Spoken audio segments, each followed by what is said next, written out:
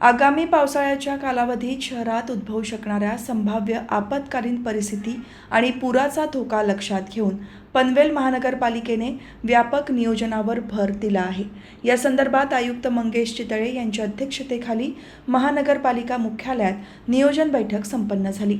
या बैठकीत आयुक्तांनी विविध विभागांना तात्काळ उपाययोजना राबवण्याचे आदेश देतानाच सर्व यंत्रणांनी आपापसात समन्वय राखून प्रभावी कार्यवाही करण्याचे निर्देश दिले आहेत। या बैठकीला अतिरिक्त आयुक्त गणेश शेट्टे, पोलीस उपायुक्त तिरुपती काकडे, परिवहन व्यवस्थापक कैलास गावडे, शहर अभियंता संजय कटेकर, मुख्य वैद्यकीय अधिकारी डॉक्टर आनंद गोसावी यांच्यासह चारही प्रभागांचे प्रभाग अधिकारी, सिडको आणि IRBचे प्रतिनिधी आणि पोलीस विभागाचे वरिष्ठ अधिकारी उपस्थित होते।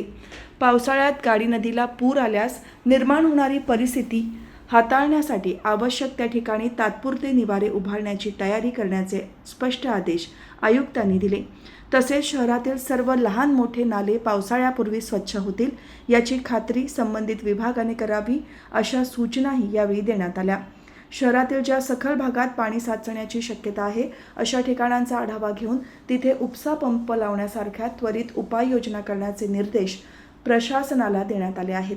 अग्निशमन दलाला हाय अलर्टवर राहण्याच्या सूचना देतानाच महापालिका क्षेत्रातील धोकादायक इमारतींचा प्रश्न प्राधान्याने सोडवण्याबाबत चर्चा झाली।